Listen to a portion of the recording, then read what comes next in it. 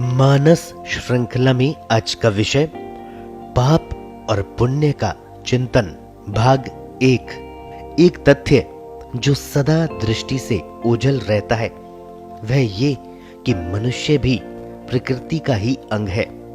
उसके जीवन का संचालन भी प्रकृति ही करती है, अतः उसके सारे क्रियाकलाप भी प्रकृति को ध्यान में रखकर ही करने पड़ते हैं, क्योंकि प्रकृति के विरुद्ध आचरण ही दुखों का हेतु बनता है। लोक व्यवहार में इसी को पाप कहते हैं, जबकि प्रकृति में न कुछ पाप पुण्य है, न ही कोई अच्छा बुरा होता है। वहां कर्म को कर्म ही कहा है। प्रकृति के स्वरूप को ध्यान में रखकर ही इन अवधारणाओं के लौकिक व्यवहार के नियम बनाए गए हैं। प्रकृति एक संतुलन भी बनाकर रखती है। एक शेर को बनाए रखने के लिए पूरे जंगल जानवरों की संरचना का पिरामिड बनाया गया है। मनुष्य के लिए भी ऐसा ही है। प्रकृति में 84 लाख योनियों का विस्तार माना गया है। हर योनि की अपनी उपयोगिता भी है। सभी योनियों का रहना पारिस्थितिकी संतुलन की दृष्टि से महत्वपूर्ण भी है। हमारे ऋषियों ने ध्यान में जाना कि किस तरह के कर्म से किस प्रकार की योनि प्राप्त होगी।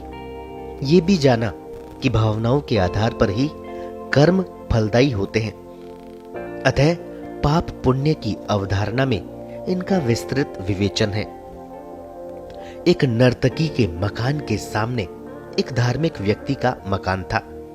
कुछ सालों के बाद दोनों यमराज के समक्ष उपस्थित हुए। वहां नर्तकी को स्वर्ग तथा धार्मिक व्यक्ति को नरक में भेजने का आदेश हुआ। धार्मिक व्यक्ति को यह निर्णय समझ में नहीं आया। उसने यमराज से प्रश्न कर ही लिया। यमराज ने कहा कि तुम धार्मिक क्रियाएं तो करते थे, किंतु तुम्हारा ध्यान सदा नर्तकी पर टिका रहता था। मन पूर्ण रूप से वासनाग्रस्त था। नर्तकी के सामने नृत्य करना मजबूरी थी, किंतु उसका मन तुम्हारी तरह धर्म नहीं कर पाने के लिए दुखी था। मन में धर्म का भाव नित्य रहता था। यही भाव उसके स्वर्ग का आधार रहा। प्रकृति में कर्म तो शुद्ध कर्म ही है, उसी अनुरूप फल है। चूंकि मानव जीवन का मूल लक्ष्य मोक्ष प्राप्ति कहा है, अतः उस दिशा में सहायक होने वाले कर्म की पुण्य संज्ञा की गई।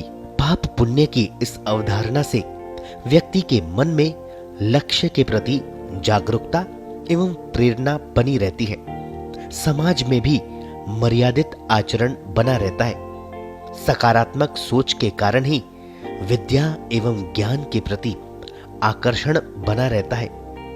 आज शिक्षा के धर्म विहीन हो जाने से मानव समाज भी अमर्यादित होने लग गए। सब कहते हैं कि मनुष्य को अच्छा होना चाहिए, अच्छा रहकर ही अच्छे से आगे जा सकता है।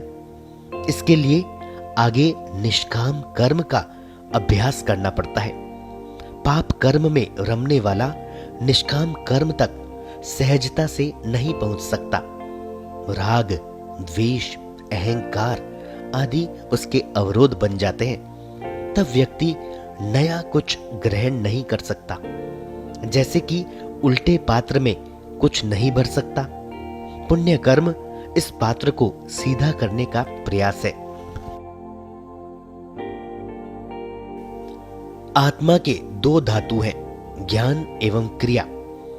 ज्ञान ब्रह्म या आत्मा का अंश है और क्रिया शरीर या माया का। सृष्टि क्रम में सर्वप्रथम अव्यय पुरुष का निर्माण होता है। इसकी 5 कलाएं होती है: आनंद, विज्ञान, मन, प्राण और वाक। इनमें मन में केंद्र है। इसकी गति दोनों ओर होती है। जब मन सृष्टि की ओर बढ़ता है तब वह प्राण एवं वाक के साथ होता है। प्राणों के माध्यम से वाक सृष्टि का निर्माण करता है। प्राणों से प्राण या अक्षर सृष्टि का भी निर्माण होता है। अक्षर पुरुष के ब्रह्मा, विष्णु, इंद्र ही आगे की सृष्टि के हृदय बनते हैं। इनकी अग्नि सोम पर होने वाली क्रिया से ही अग्नि सोमात्मक विश्व बनता है। अक्षर पुरुष से ही मृत्यु लोक अथवा क्षर संसार का निर्माण होता है। चूंकि ब्रह्म स्वयं में नियंता और साक्षी भाव में प्रतिष्ठित रहता है, अतः सारी रचना तो माया ही करती है। ब्रह्म के सारे स्वरूप माया ही बनाती है। सभी स्वरूप अग्नि मूर्ति रूप होते हैं। अक्षर सृष्टि का विस्तार अमृत एवं मर्त्य रूप में होता है। सूर्य ही अक्षर ब्रह्म या इंद्र है, हमारी सृष्टि का पिता है। अतः सूर्य से पृथ्वी की ओर सारी मर्त्य सृष्टि है। ऊपर परमेष्ठी एवं स्वयं भू पर्यंत अमृत सृष्टि है। अव्यय पुरुष का मन जब आनंद विज्ञान की ओर मुड़ता है, तब वह अमृत भाव की ओर गमन करता है। इस बात से मन की दो गतियां स्पष्ट हो जाती है।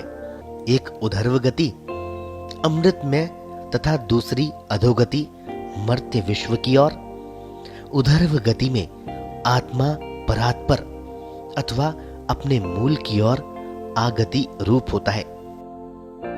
विश्व भाव में माया का क्रिया भाव प्रधान होता है। उधर्व गति का आधार ज्ञान है। ज्ञान को ही विद्या, धर्म, ज्ञान, वैराग्य तथा ऐश्वर्य कहते हैं।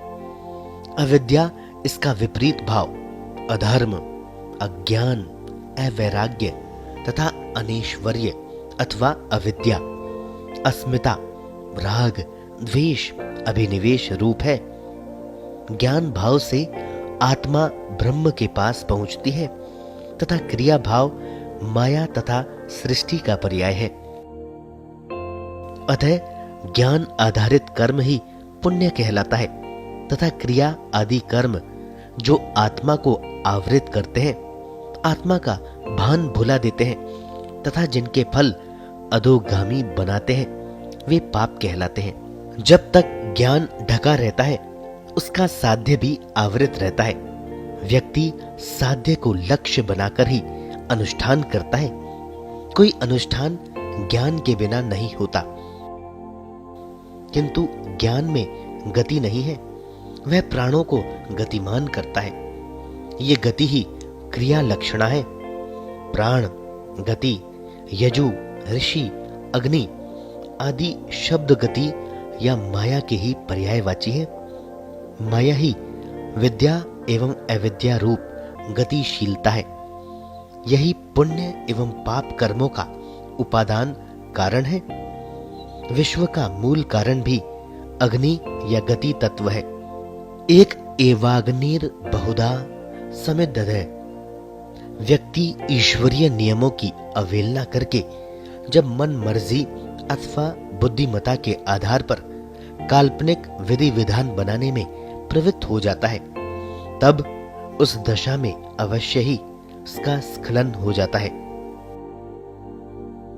पातंजल योग सिद्धांत कहता है कि जहां ईश्वर अविद्या रूप क्लेश भावों से, कर्म विपाक आशयों से, ईर्ष्या, मद, दंभ, मात्सर्यादि पापमा लक्षणा आसुरी भावों से लिप्त है, वही मानव अपने स्वतंत्र पुरुषार्थ का दुरुपयोग करता है। मानो वह ईश्वर से भी आगे निकल जाना चाहता है। ईश्वर के सारे गुण तो मानव में है ही, अतः शाश्वत नियमों का अतिक्रमण करने लगता है। इसी का नाम पाप कर्म है। इनका आधार भी है बुद्धिमानी और मनमानी। सूर्य से प्राप्त बुद्धि अग्नि धर्म है। चंद्रमा से उत्पन्न मन सौम्य है। विश्वास और श्रद्धा का यही आधार है। विश्वास विकासात्मक तत्व बनता है और श्रद्धा संकोचात्मक स्नेह तत्व का रूप लेता है। संवत्सर सृष्टि में इसी से पुरुष का अग्निभाव तथा स्त्री का सोम रूप होता है। जब तक ये विश्वास श्रद्धा तत्व अक्षुण्य रहता है, तब तक स्त्री पुरुष का स्वरूप भी संरक्षित रहता है। नकल में मन प्रधान बनता है, प्रवाह के अनुसार कर्म करने लग जाता है। बुद्धि अपने हित के अनुपात में कर्म तय करती है।